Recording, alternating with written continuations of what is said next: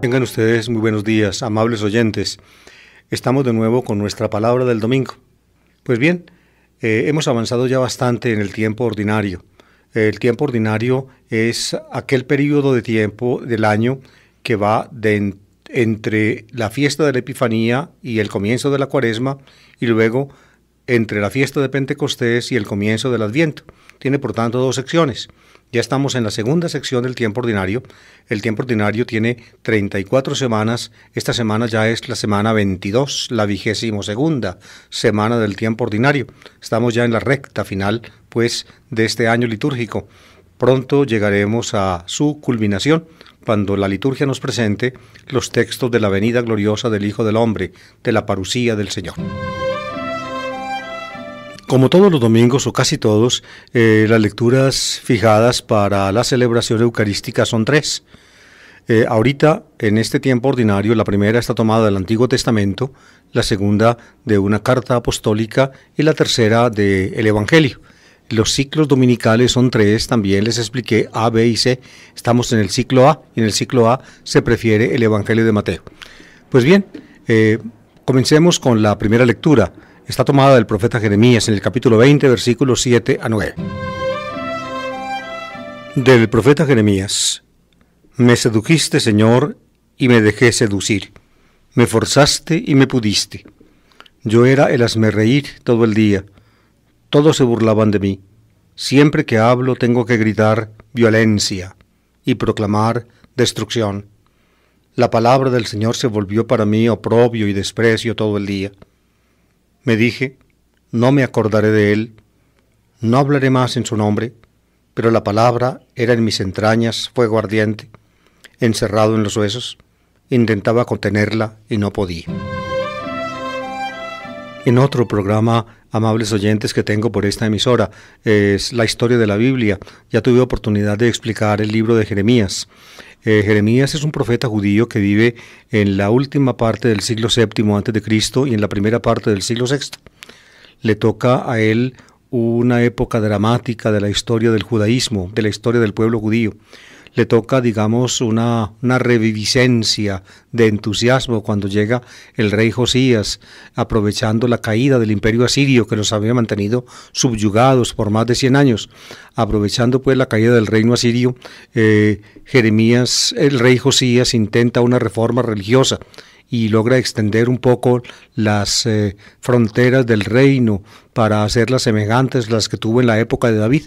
Sin embargo, la ilusión duró poco.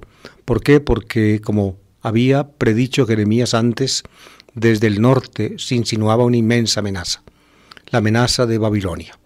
En lugar del imperio asirio surgió el imperio babilónico y pronto irrumpió con fuerza contra el pequeño reino judío. El rey Josías murió en una batalla con el faraón Neco de Egipto. La situación del trono de Jerusalén se complicó. El faraón, el rey judío que sucedió a su padre, fue desposeído por Neco, que colocó en lugar de él un hermano. Luego vino Nabucodonosor a Jerusalén en el año 586. El rey tuvo que entregar la ciudad. Era la única manera de salvar, pues, de la destrucción y de la muerte a los habitantes y al pueblo y al templo. Se entregó pues el rey Jehoiaquín y Nabucodonosor se lo llevó consigo a Babilonia desterrado, junto con los más importantes judíos. Pero las ciudades del templo persistieron. Jeremías siguió pues en Jerusalén. El rey Nabucodonosor nombró como rey, en lugar del que se llevó exiliado, a un tío de él, a un tío de ese rey, que se llamaba, o que le pusieron el nombre de Sidcayahu, Sedecías, justicia del Señor. A Jeremías le tocó ese periodo de tiempo tan duro, tan difícil, que se prolongó entre el año 586, cuando se produjo la primera incursión de los babilonios, y entre el año 597, cuando ocurrió esa primera incursión de los babilonios, y luego el año 586, cuando finalmente los babilonios volvieron a atacar ante la traición de Sedecías, y ahí sí arrasaron la ciudad y el templo. Todo quedó en ruinas y escombros, y los judíos más importantes que habían quedado también fueron arrastrados al destierro en Babilonia. A Jeremías le tocó vivir esa última parte de la historia judía, cuando todavía tenían rey y templo y monarquía y una cierta independencia política. La época era convulsionada y terrible. Jeremías la sufrió en carne propia. ¿Por qué? Porque Jeremías, insistía en que el rey se decía si el pueblo no debían meterse en aventuras contra el gran poderío de Nabucodonosor, rey de Babilonia. Sin embargo, no le hicieron caso. Jeremías sentía por dentro la inmensa amenaza que suponía una traición al imperio babilónico, pero no le hicieron caso. Por eso Jeremías sufre inmensamente, porque la palabra del Señor que se le impone desde adentro es una palabra que le indica que habrá destrucción, muerte, masacres, que todo terminará, aún el templo mismo. Jeremías siente esa palabra por dentro. Él intenta no pronunciarla, pero se le impone como un fuego entre los huesos, tal como lo escuchamos ahora en el texto. Y tiene entonces que hablar. Y la palabra que dice es terrible. Fíjense cómo escribe: siempre que hablo tengo que gritar violencia y proclamar destrucción. La palabra del Señor se volvió para mí oprobio y desprecio todo el día, precisamente porque decía eso. La gente lo consideraba traidor a la patria, se burlaban de él, se reían de él, llegaron a meterlo prisionero, a introducirlo en una cisterna seca con el lodo hasta el cuello durante un tiempo prolongado. En fin, la situación de Jeremías era espantosa, no solamente por lo que sobrevenía, sino porque prácticamente con la destrucción y la ruina que él tenía que anunciar a pesar suyo. Con eso mismo, Jeremías estaba hundiéndose en la destrucción y la ruina. ¿Cómo interpretó Jeremías esta inmensa pasión suya, este inmenso sufrimiento en ese tiempo tan convulsionado? Pues el texto nos lo deja de alguna forma entender. Como veremos más tarde, el texto evangélico que se nos presenta este domingo también nos trae una palabra de Jesús que anuncia su pasión y su muerte y su resurrección. Precisamente por eso los liturgistas escogieron este texto de Jeremías como un anticipo. Jeremías en alguna forma es como representa la figura del justo que padece y que finalmente tiene que someterse al sufrimiento, a la desdicha y a la muerte. Lo mismo que le pasó luego al Hijo del Hombre, como lo habrá de decir Jesús y lo escucharemos. Jeremías pues tiene que anunciar la destrucción de todo lo que él más quiere: su ciudad, su país, su templo, el amor de su vida. Lo tiene que anunciar y él sufre anunciándolo. Él en algún momento, amables oyentes, al ver pues que esa palabra de Dios que se le impone desde adentro, desde los huesos como un fuego, que esa palabra de Dios no le causa sino molestias y persecuciones y burlas y oprobios y cárceles, él quiere entonces callarse. Por eso le viene a la mente este pensamiento: no me acordaré de él, no hablaré más en su nombre.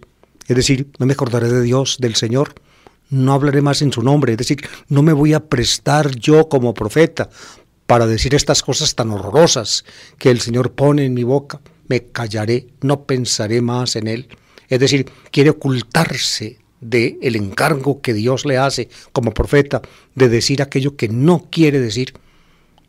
Y diciéndolo, él no solamente presagia una destrucción inminente de lo que él más ama, sino que también ocasiona la propia destrucción. Si entendemos esto, podemos entonces comprender la fuerza poderosa de las palabras que inician el texto que escuchamos. Me sedujiste, Señor, y me dejé seducir. Me forzaste y me pudiste.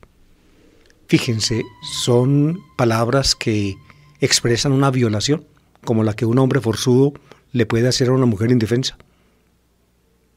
El hombre puede forzarla, puede obligarla, y ella no tiene más remedio que someterse por la fuerza a los antojos de él.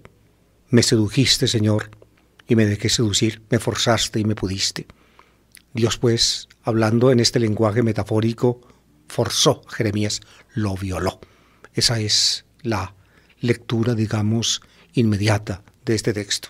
Así experimenta Jeremías cómo se le impone Dios desde adentro para que anuncie un mensaje que no solamente traerá ruina y destrucción a lo que él más ama, sino que finalmente también a Jeremías lo destruye desde adentro.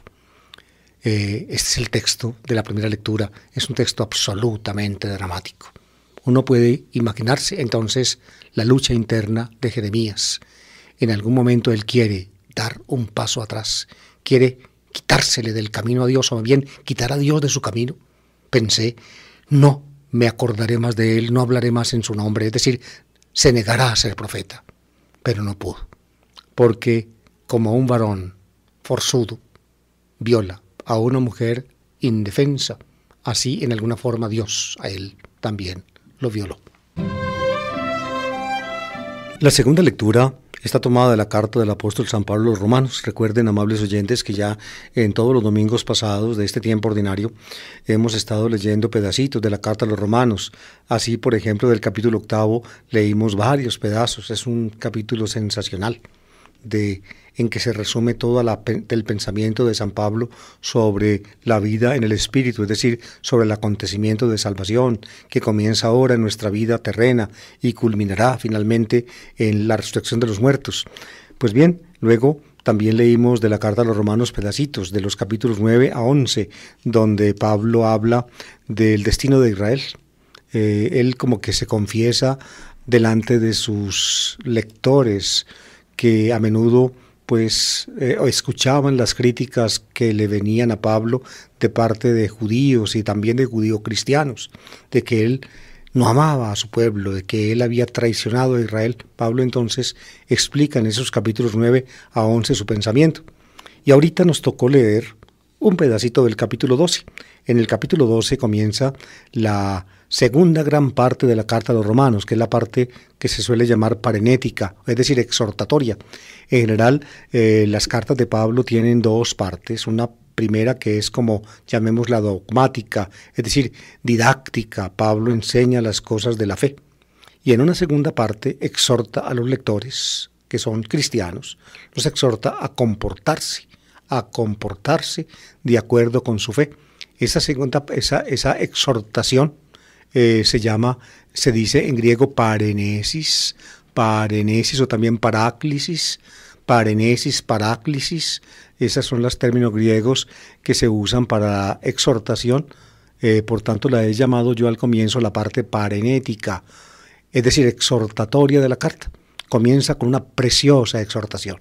Es un texto magistral del apóstol donde él, fíjense, amables oyentes, interpreta la vida de un cristiano como el acto básico del culto a Dios. Pablo habla poco, por no decir casi nada, de lo que nosotros solemos llamar el culto cristiano. Claro que lo menciona la Eucaristía, en la carta a los Corintios la menciona 2 veces, pero en la carta a los Romanos ni una sola vez. En otras cartas por ahí, de puntico en puntico, habla de lo que los cristianos hacían cuando se reunían, en fin. Pero en esta carta, fíjense, sin hablar de los actos de culto, como nosotros hoy en día en nuestra terminología eclesiástica solemos emplear, dice aquí, y esto es muy importante, que la vida misma de un cristiano es el acto supremo del culto a Dios. Es decir, que honramos a Dios no solamente cuando nos vamos a orar, o cuando participamos en la Eucaristía, o cuando recitamos los salmos, o cuando le cantamos, ¿no? Según Pablo, como vamos a escuchar enseguida, honramos a Dios, le damos culto a Dios viviendo conforme al principio básico que nos impone la fe. Romanos capítulo 12, versículos 1 y 2. Hermanos, os exhorto, por la misericordia de Dios, a presentar vuestros cuerpos como hostia viva, santa, agradable a Dios. Este es vuestro culto razonable. Y no os ajustéis a este mundo, sino transformaos por la renovación de la mente, para que sepáis discernir lo que es la voluntad de Dios, lo bueno, lo que agrada, lo perfecto. Comienza la parte parenética. Fíjense el verbo que emplea Pablo en el capítulo 12 al comienzo. Os exhorto, hermanos, exhortar. En griego, parakaló y más adelfí, así dice el apóstol, paracaló, por eso se llama la exhortación paráclisis o también parenesis, paracaló y más adelfí, por la misericordia de Dios. Y fíjense, ¿a qué los exhorta, a qué los llama, a qué los invita? A presentar vuestro cuerpo parestice, tasoma taimón, a presentar vuestros cuerpos como hostia viva, santa, agradable a Dios. Hostia viva, santa, agradable a Dios. La hostia viva, santa y agradable a Dios es, por tanto, nuestros propios cuerpos, es decir, nuestra realidad, tal como externamente se deja ver. Ese es el soma, en plural sómata, es nuestra realidad tal como aparece externamente. Cuerpo, se dice eso en griego, soma, ta, sómata, son los cuerpos nuestros. Hostia, aquí la palabra que emplea esta traducción castellana es hostia. Nosotros tenemos quizá una dificultad para comprender lo que significa la palabra hostia. ¿Por qué? Porque las formitas de pan que utilizamos en la Eucaristía las llamamos hostias, las hostias, o también las obleas que venden por allí con arequipe, las llamamos hostias, hostias. Pero en nuestro idioma español, hostia es la víctima sacrificial. Hostias son, digamos, los animalitos, digamos, los corderos, los machos cabríos, aún los toros, que por ejemplo en Israel se utilizaban en el templo para ofrecer los sacrificios a Dios. La palabra griega que está en el texto de Pablo, que es traducida acá por hostia, es thisia. Thisia en griego es precisamente la ofrenda sacrificial. Aquel animal, por ejemplo, que se llevaba al santuario o al templo en culto, por ejemplo, judío, o también en cultos no judíos, para ofrecerla a la divinidad. Thisia, thisia. Por tanto, nuestra thisia, nuestra hostia, nuestra ofrenda sacrificial a Dios, no son ya entonces animales.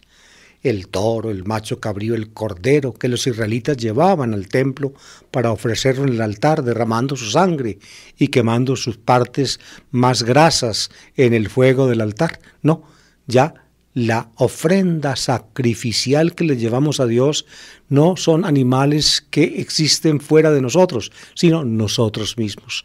Ta somata, ta somata imón, nuestros propios cuerpos, nuestras propias personas, diría yo, pues son para Dios la víctima viva, santa y agradable. Y Pablo termina, este es vuestro culto razonable, logiki latría, es la palabra griega que está detrás de ese culto razonable. Latría es el culto que se rinde a Dios, razonable. Aquí lo traducen razonable, en griego se dice logiki, que tiene que ver con el logos. Logos es básicamente la mente, la intención. El culto, digamos, que no consiste, por tanto, en ofrecer víctimas materiales, vivas o no, animales o vegetales, sino nuestros propios cuerpos. Es un culto lógico, es decir, un culto que finalmente radica en la mente, en la intención de uno. Ese es el culto que Dios quiere de nosotros, no pues que ofrezcamos sacrificios de cosas externas, no, sino que nosotros mismos seamos la víctima, la thisia, la víctima sacrificial, Ahora, ¿cómo nosotros mismos nos ofrecemos a Dios como víctima sacrificial? ¿Cómo es ese culto nuestro razonable? Logiki, logiki, que es hostia viva. Fíjense, hostia viva. Nosotros mismos somos vivos. No necesitamos matarnos, ¿ven? Matarnos como se hacía con el macho cabrío o el cordero. Se llevaban al altar y el sacerdote lo degollaba, derramaba su sangre en el altar y quemaba sobre el altar las partes grasas o el animal entero. Por tanto, para poderlo ofrecer, tenían que quitarle la vida al animalito. Ahora no, ahora simplemente ofrecemos nuestros cuerpos como hostia viva. Es viva y permanece viva, y como viva se vuelve para Dios santo, es decir, se le dedica a Dios y agradable. A Dios le gusta eso, a Dios le gusta el ofrecimiento de una víctima que es uno mismo, sin matarse uno, vivo, permaneciendo vivo. Eso es lo que a Dios le agrada. ¿Y ahora cómo se hace? En el versículo segundo Pablo lo explica. La frase es esta: y no os ajustéis a este mundo, sino transformaos por la renovación de la mente. Fíjense, son dos frases en oposición. No os ajustéis a este mundo, mi schematiseste to eonituto, así dice el texto griego de Pablo. Es la primera frase, la frase negativa. Lo que no debemos hacer es ajustarnos a este mundo. Esquematicen, mi schematiseste to eonituto. Creo que ustedes en el verbo griego que pronuncié, schematiseste, creo que descubren la palabra nuestra española, esquema. Este mundo tiene esquemas, está configurado de alguna manera. Pues bien, un cristiano no debe amoldarse, someterse a los esquemas del mundo. Este mundo tiene esquemas injustos y malos. Pues bien, no nos debemos ajustar a los esquemas de este mundo. Debemos salirnos de la generalidad. Debemos ser diferentes. No os ajustéis a este mundo. Mi schematiseste to eonituto. Nosotros, pues, es decir, el mundo no debe dejar en nosotros una impronta a la cual, pues, que la cual nos marque y nos determine definitivamente. Pues bien, a esa frase negativa, no os ajustéis a este mundo, se opone la positiva, sino transformaos, a la metamorfuste. Creo que ustedes también, detrás de la palabra griega que acabo de pronunciar, que escribió Pablo en la carta a los Romanos, descubren la palabra castellana metamorfosis, que es cambiar de forma. A la metamorfuste, transformaos, transformaos. Fíjense, en este mundo estamos en alguna forma determinados por los esquemas del mundo. Pues bien, transformaos, cambiad esos esquemas. Cambiad esos esquemas. No os dejéis determinar por las cosas de este mundo. Metamorfuste. Haced en la vida una metamorfosis profunda. Una metamorfosis profunda. ¿Y cómo se hace? Transformaos por la renovación de la mente. Renovación de la mente. La mente es el nous, es decir, lo interno humano que sirve de criterio para la acción. Por dentro, por tanto, en nuestra mentalidad, en nuestra forma de pensar, en nuestros criterios, nosotros debemos dejarnos renovar para que se produzca en nuestra vida una transformación profunda. Esa renovación es la gracia de Dios. En el capítulo 8 de la carta, como largamente explicamos en los domingos anteriores, es el Espíritu de Dios el que en nosotros produce esta renovación. Es el comienzo de una nueva vida que radica básicamente en nuestro nous, es decir, nuestra capacidad cognitiva de decisión, de claridad de mente. Allí se inserta la acción del Espíritu y nos lleva a una metamorfosis profunda que nos saca a nosotros de los esquemas de este mundo. Cuando eso se produce, entonces la vida nuestra se convierte, nuestros cuerpos se convierten en la víctima sacrificial, viva, santa, agradable a Dios. Ahí sí, nosotros mismos somos precisamente la víctima que Dios quiere, una víctima que no muere cuando es ofrecida, sino que como viva se pone en manos de Dios y como viva Dios la recibe, la santifica y finalmente la consagra. Esa es la mente de Pablo. Precisamente cuando se da esta realidad, ya los cristianos tenemos entonces, digamos, por dentro, dice Pablo aquí en la última parte del versículo 2, una capacidad de discernir, para que sepáis discernir lo que es la voluntad de Dios, lo bueno, lo que agrada, lo perfecto. En el tiempo de Pablo todavía el cristianismo estaba tratando de digámoslo así, de ir más allá de sus raíces judías y metido en el mundo helenista, en el mundo de mentalidad griega, estaba tratando de encontrar los caminos de un recto comportamiento, de una recta conducta delante de Dios. A lo largo de los siglos, precisamente los cristianos hemos buscado ir encontrando la manera, digamos, de ajustarnos mejor a los valores que deben regir nuestra existencia, tanto personal como social. Eso es lo bueno, lo agradable, lo perfecto. Esa es la voluntad de Dios. Pues bien, cuando uno está renovado internamente, cuando uno está transformado por el Espíritu de Dios, cuando uno entonces recibe de parte de Dios un nuevo esquema que no es el de este mundo. entonces uno por dentro ya tiene la luz suficiente para saber cuál es la voluntad de Dios. Y en momentos de duda, uno debe encontrar desde dentro, desde uno mismo, debe encontrar cuál es el camino de lo bueno, lo que agrada y lo perfecto. Uno mismo. Fíjense, Pablo aquí pues es paladín, diría yo, de una ética, de un comportamiento cristiano regido por la libertad transformada de la persona. Todavía Pablo, o mejor dicho, en este texto Pablo se atreve a darle a cada persona, a cada cristiano, la capacidad propia y personal de decidir cómo debe comportarse para ser realmente un cristiano. Si se comporta de acuerdo con la renovación de la mente que por la acción del Espíritu recibió de Dios, él entonces está utilizando el criterio recto y seguro para su comportamiento. Finalmente hemos llegado, amables oyentes, al tercer texto de la liturgia dominical, que es la lectura evangélica del Evangelio de Mateo. Les expliqué que hay 3 ciclos dominicales y en el ciclo A se prefiere el Evangelio de Mateo. En el tiempo ordinario, pues, en los domingos que hemos tenido anteriormente, siempre hemos explicado pues el Evangelio de Mateo. Hoy llegamos en el Evangelio de Mateo al comienzo de la segunda parte del Evangelio. Yo les decía o les he explicado varias veces que el esquema básico del Evangelio de Mateo es el de Marcos.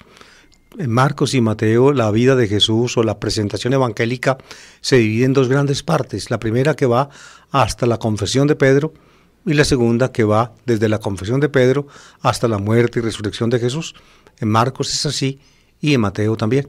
Claro está que los énfasis son un poco diferentes. En Marcos el énfasis es más cristológico, es decir, se centra en la comprensión de la persona de Jesús. En cambio en Mateo es más eclesiológico. A partir de la comprensión de la persona de Jesús, el Evangelio de Mateo quiere hacer entender a sus lectores qué somos nosotros como iglesia, es decir, como asamblea del Señor. Ese es como los 2 énfasis básicos de cada evangelio. El texto que toca leer hoy del Evangelio de Mateo está en el capítulo 16, 21 a 27, es decir, el texto que sigue a la confesión de Pedro. Ustedes recuerdan que el domingo pasado, el domingo 21 del tiempo ordinario del Evangelio de Mateo, habíamos leído la confesión de Pedro. También, entonces, hoy seguimos con el texto que sigue, o con el texto el texto que sigue a la confesión de Pedro, que es este que vamos a escuchar a continuación. Mateo 16, 21, 27. En aquel tiempo empezó Jesús a explicar a sus discípulos que tenía que ir a Jerusalén y padecer allí mucho de parte de los senadores, sumos sacerdotes y letrados, y que tenía que ser ejecutado y resucitar al tercer día. Pedro se lo llevó aparte y se puso a increparlo. No lo permita Dios, Señor, eso no puede pasarte. Jesús se volvió y dijo a Pedro: Quítate de mi vista, Satanás, que me haces tropezar. Tú piensas como los hombres, no como Dios. Entonces dijo a sus discípulos: El que quiera venirse conmigo, que se niegue a sí mismo, que cargue con su cruz y me siga. Si uno quiere salvar su vida, la perderá, pero el que la pierda por mí, la encontrará. ¿De qué le sirve a un hombre ganar el mundo entero si malogra su vida? ¿O qué podrá dar para recobrarla? Porque el Hijo del Hombre vendrá entre sus ángeles con la gloria de su Padre, y entonces pagará a cada uno según su conducta. El evangelista Mateo pues se ciñe al ordenamiento básico de Marcos, confesión de Pedro. En Mateo también confesión de Pedro, pero en Mateo, como el domingo pasado vimos, se les añade también esas palabras de Jesús a Pedro, que lo llama la roca cimiento de la iglesia. En Marcos no está eso, pero en ambos evangelios pues está que Pedro confiesa que Jesús es el Mesías, así dice Marcos: tú eres el Mesías. En Mateo se completa la confesión diciendo: tú eres el Mesías, el Hijo de Dios vivo. Tanto Marcos como Mateo afirman pues que Jesús les dijo a sus discípulos que no dijeran eso a nadie. ¿Por qué? Porque él tenía que explicar a sus discípulos lo referente al Mesías. Decirle a él Mesías era ciertamente decir una verdad, pero una verdad, digamos, que para muchos podía resultar ambigua, ambigua, porque el Mesías es el rey. Y para los judíos que esperaban el Mesías, el rey es un triunfador. Y en la época de Jesús, pues, triunfar como rey era vencer el imperio romano, desbancar al propio César de Roma de su trono, independizar al pueblo de Israel, prácticamente poner a Israel en el curubito de los pueblos, es decir, en alguna forma reemplazar a Roma con Jerusalén. Y ustedes ven que eso era, digamos, algo que en la época de Jesús sonaba a revolución, y una revolución absolutamente utópica, reemplazar a Roma con Jerusalén, imagínense ustedes. Pero hablar de Jesús el Mesías implicaba algo semejante. Por eso Jesús, cuando Simón Pedro lo llama Mesías, Jesús, según Marcos y también según Mateo, quiere que los discípulos entiendan bien cómo es el Mesías. Por eso les dice que Jesús empezó a potote, dice Mateo, y así comienza la segunda parte de su evangelio. A partir de entonces, es decir, de esa confesión de Pedro, Jesús empezó a explicar a sus discípulos lo referente a su propia vida, a su propio destino. Tiene que ir a Jerusalén, padecer allí mucho, de parte de los senadores, sumos sacerdotes y letrados, que tenía que ser ejecutado y padecer al tercer día. Imagínense pues, es el llamado primer anuncio de la pasión y resurrección de Jesús. En Marcos se dice esto del Hijo del Hombre, Mateo anticipó lo del Hijo del Hombre, y simplemente Jesús está hablando, digamos, en primera persona de sí mismo. El Hijo que él tenía, Jesús pues, que él tenía que ir a Jerusalén, decía, Jesús habla, se cuenta pues lo que Jesús les dijo, en tercera persona, que él tenía que ir a Jerusalén, padecer. Los que van a ocasionar los padecimientos de Jesús son los grandes jefes judíos, las tres facciones del Sanedrín, las tres partes que componían el consejo judío, los senadores, que se dice en griego presbíteros en griego, es lo mismo que en latín los senadores, en castellano senador, en latín, fíjense, amables oyentes, para que comprendan un poquitico nuestro idioma, en latín senex es anciano, senes en plural, ancianos, en griego es presbíteros, en plural presbíteri, los ancianos. Por eso, fíjense, a pesar de que nosotros en el Senado tenemos gente joven, la palabra senador, en su acepción original, implica pues en alguna forma la senectud, es decir, la vejez. Era la primera facción del Sanedrín. Luego los sumos sacerdotes, es decir, los jefes del templo encabezados por el sumo sacerdote, luego los letrados, es decir, los conocedores de la Biblia. Ese padecimiento de Jesús, pues, de parte de las autoridades judías, culminaría en su muerte. Tenía que ser ejecutado, es decir, matado. Creo que, no recuerdo bien, no tengo acá el texto griego del Evangelio ante mis ojos, pero creo que el infinitivo griego pasivo que se usa acá es apocaktine, del verbo apoktinin, que significa matar, ser matado, y luego viene ahí sí resucitar al tercer día. Por eso los que estudian los evangelios llaman este anuncio el primer anuncio de la pasión, muerte y resurrección de Jesús, o del Hijo del Hombre, como lo presenta Marcos. Y aquí viene, diría yo, lo impresionante del relato. Una vez que Jesús dice eso a sus discípulos para aclararles su identidad y su destino, Pedro, el mismo que acaba de decir, tú eres el Mesías, el Hijo de Dios vivo, el mismo que acaba de ser nombrado cimiento, roca, sobre la cual se edifica la iglesia, protesta. De modo que cuando Pedro dijo eso, Mateo, siguiendo a Marcos, supone que Pedro no entendió bien qué fue lo que dijo. Por eso realmente en Mateo uno se sorprende ante el texto. En Marcos el texto es perfectamente claro, pero en Mateo es mucho menos claro, porque en Mateo, como ustedes ven, o como les dije, se añadió esa palabra de Jesús a Pedro, en que lo nombró piedra, roca de la iglesia, y que lo alabó. Pero aquí, como en Marcos, se supone que Pedro poco entendió de aquello de que Jesús es el Mesías, el Hijo de Dios vivo. Al menos no comprendió a cabalidad, digamos, el destino del Mesías y del Hijo de Dios, que es Jesús. No lo comprendió, Por eso, una vez que Jesús dice que él tenía que ir a Jerusalén y que iba a padecer y que le iban a matar y que iba a resucitar el tercer día, Pedro, dice aquí, se lo llevó aparte y se puso a increparlo, aparte. Es decir, Pedro no quiso regañar a Jesús delante de los otros, lo hizo aparte, es decir, utilizó cierta discreción, como la que a veces deben utilizar los jefes cuando en alguna forma reconvienen a sus empleados o a la gente que trabaja con ellos, no regañarlos en público, sino al menos decirles aparte las cosas, porque hacer, digamos, hacer avergonzar a alguien que está tratando de servirle a otro, hacerlo avergonzar en público, pienso yo que de todas maneras es inconveniente. Por eso Pedro, en alguna forma, pues, tiene cierta discreción, se lo llevó aparte y se puso a increparlo, a increparlo. Oigan, el verbo es muy duro, el verbo, a increparlo, no lo permita Dios, Señor, eso no puede pasarte.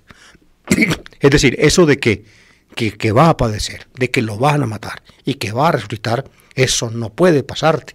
¿Y por qué no puede pasarte? Pues porque Pedro no era capaz de acomodar ese destino de Jesús con lo que acababa de decir, el Mesías, el Hijo de Dios vivo. ¿Cómo puede el Mesías padecer? ¿Cómo el Hijo de Dios vivo puede padecer y puede morir? ¿Cómo es posible? A Pedro eso no le cabía en la cabeza. Y oigan pues, amables oyentes, para que se impresionen, cómo después de ese precioso elogio de Jesús a Pedro, porque le dijo, tú eres el Mesías, el Hijo de Dios vivo, cuando Jesús le contestó que nadie de carne y hueso le había revelado eso, que él era feliz precisamente por haber recibido la revelación de Dios, que él era la roca sobre la cual se cimentaría la iglesia, la comunidad de Jesús, todas esas bellezas que le dijo, y fíjense lo que le contesta ahora, quítate de mi vista, Satanás, que me haces tropezar, tú piensas como los hombres, no como Dios, lo llama Satanás, tentador, tentador. Cuando Pedro le dice eso a Jesús, eso no lo permita Dios, Señor. Pedro está tratando de apartar a Jesús del camino que Dios le señaló. Y el camino que Dios le señaló es el camino del padecimiento y de la muerte y de la resurrección. Es el camino del Mesías, del Hijo de Dios vivo. Pedro no lo entiende, pero ese es el camino. Por eso Jesús le dice, Satanás, me haces tropezar, es decir, me haces fallar ante lo que Dios a mí me deparó. ¿Quieres que yo le saque el cuerpo a lo que Dios me impuso? No puedo, me haces tropezar. Tú piensas como los hombres, no como Dios. Es decir, Pedro tiene todavía una mentalidad muy humana.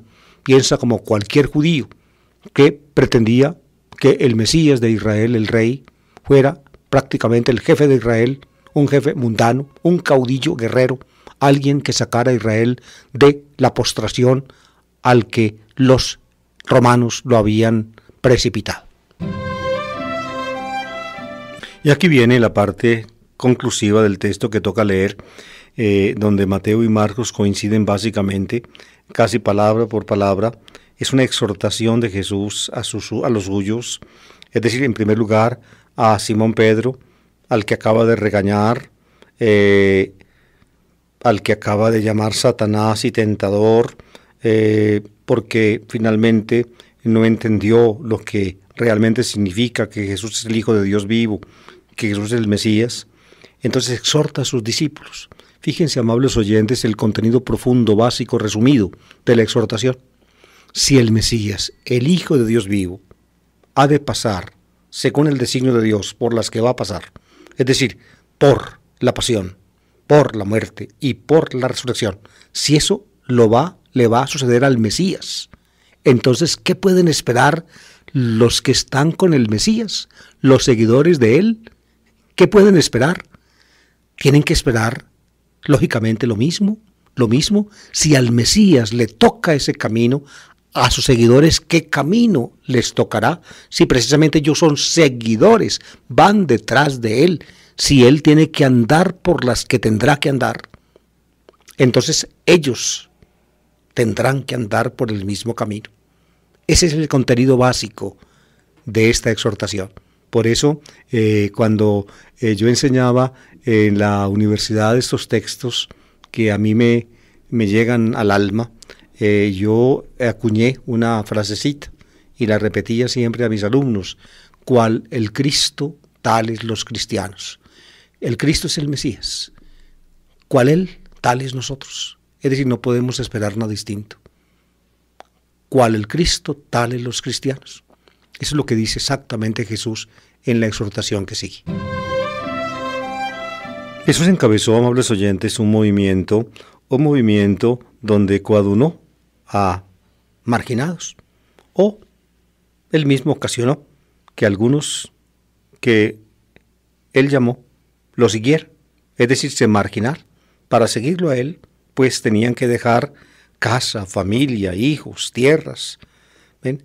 Eso lo hicieron varios de ellos, como por ejemplo Simón, Pedro y Andrés su hermano, o Santiago y Juan, que dejaron a Zebedeo, el padre de ellos dos, de Santiago y Juan, con el cual trabajaban también Simón y Andrés. Lo dejaron en la barca con los jornaleros que les ayudaban a pescar. Dejaron pues el trabajo de la pesca y se fueron con Jesús. Dejaron familia, dejaron mujer. Pedro parece que se apartó al menos un tiempo de su mujer. Él vivía con su mujer en Cafarnaúm. Luego, después de Pascua, parece que la volvió a recobrar y siguió haciendo los recorridos con ella, como explica Pablo en la primera carta a los Corintios capítulo 9. En todo caso, Jesús reunió en torno a sí a marginados, personas que no estaban, digamos, bien metidas en el ambiente de la sociedad de su tiempo, sobre todo en el ambiente rural, y también marginó a otros de sus vidas familiares y los puso consigo. La palabra que aparece aquí en el Evangelio de Marcos, y de Mateo y de Marcos, y también la trae Lucas, es esta: el que quiera venirse conmigo, que se niegue a sí mismo, que cargue con su cruz y me siga. Es una palabra de una gran profundidad. Venirse conmigo, ir con Jesús, que se niegue a sí mismo. Parece que esta es es decir, aquí yo voy a expresar algunas opiniones exegéticas sobre el texto. Parece que ese negarse a sí mismo es, diría yo, una interpretación, una lectura, una profundización del texto. Pero básicamente, el que quiera venirse conmigo, que cargue con su cruz y me siga. Ese parece ser el tenor original de la frase. Que cargue con su cruz y me siga. Cargar la cruz. En el tiempo de Jesús había, fuera del movimiento de Jesús, había habido otros movimientos, digámoslo así, entre los judíos, que habían comenzado en el campo o en la ciudad. Uno muy famoso fue el que encabezó un célebre personaje llamado Judas el Galileo, por tanto de la misma tierra de Jesús.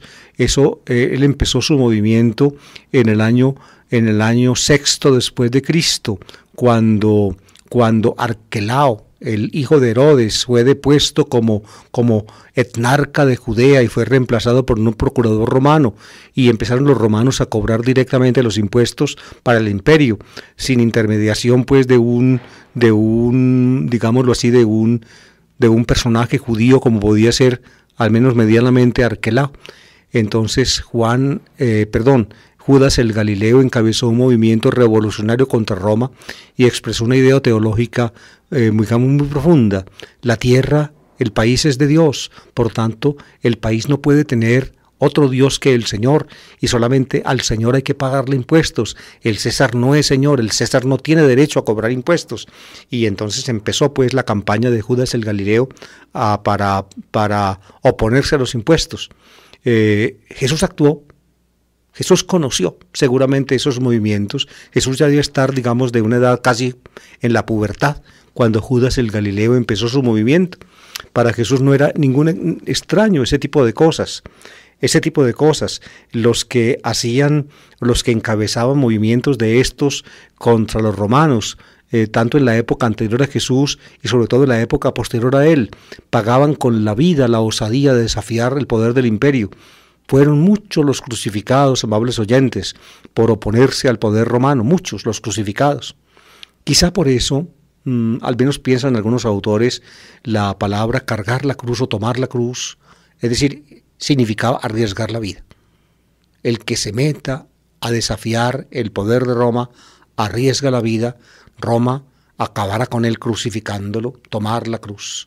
Jesús, aquí se emplea en este palabra de Jesús la expresión, el que quiera venirse conmigo, que tome su cruz y me siga. Es decir, que se arriesgue enteramente, que se arriesgue hasta lo último y me siga. Es decir, irse con Él es andar el camino de Él, y el camino de Él los lleva a la pasión, y los lleva a la muerte, y los lleva a la resurrección. El que se viene con Él es el seguidor, y el que sigue a alguien por un camino no puede ir por un camino distinto, lo que significa el texto. Ustedes creo que lo entienden.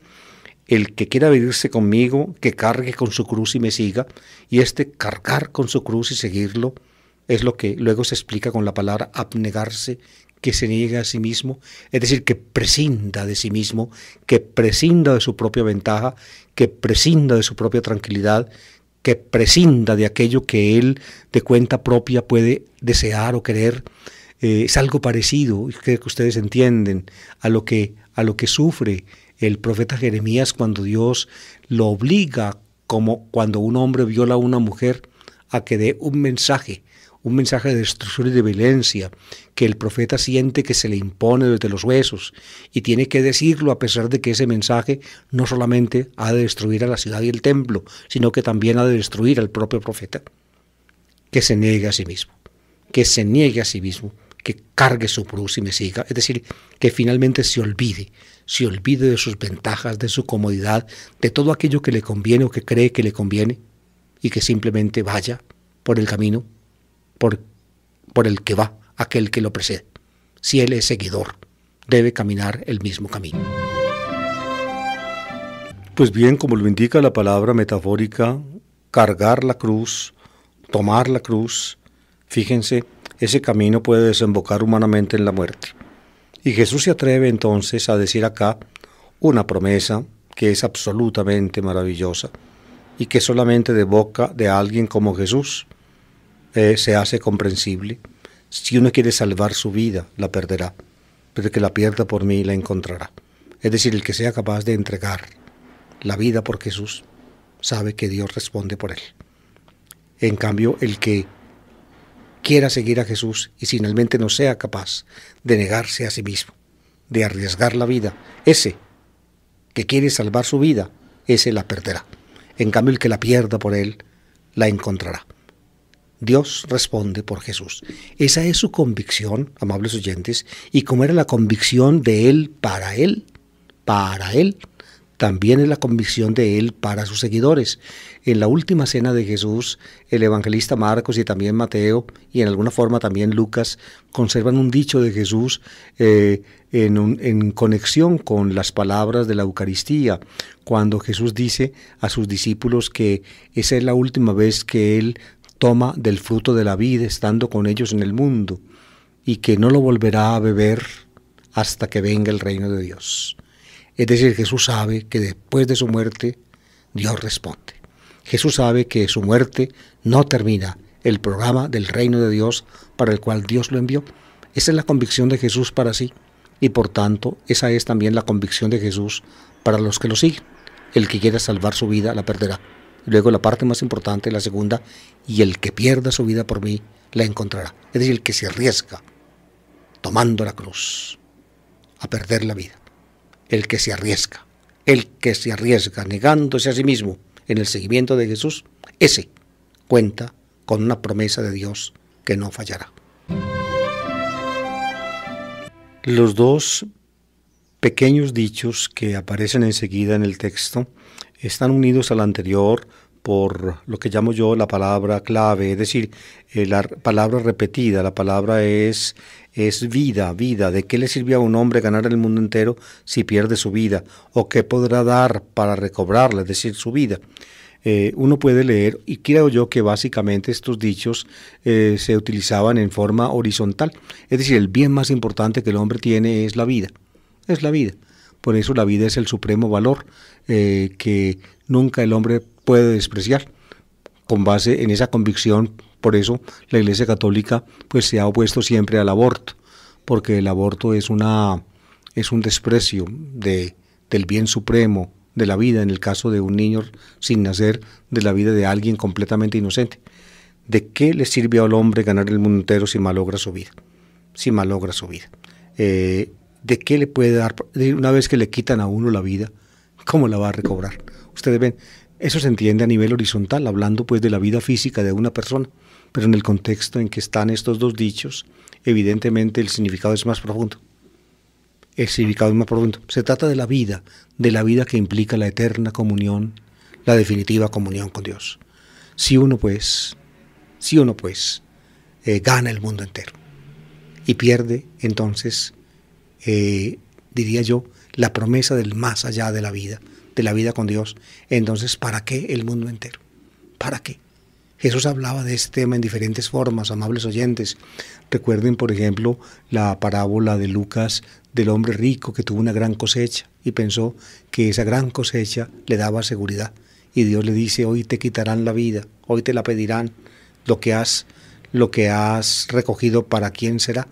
Es decir, ese hombre rico finalmente no es rico ante Dios, como explica Lucas al final.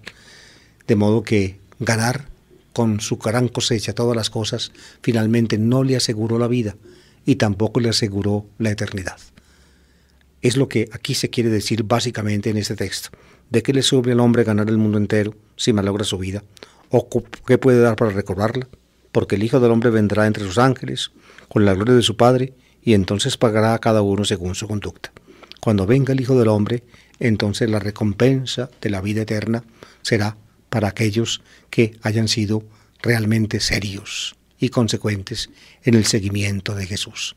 Cuando uno se echa atrás en el seguimiento de Jesús, nada bueno tiene que esperar del Hijo del Hombre cuando venga.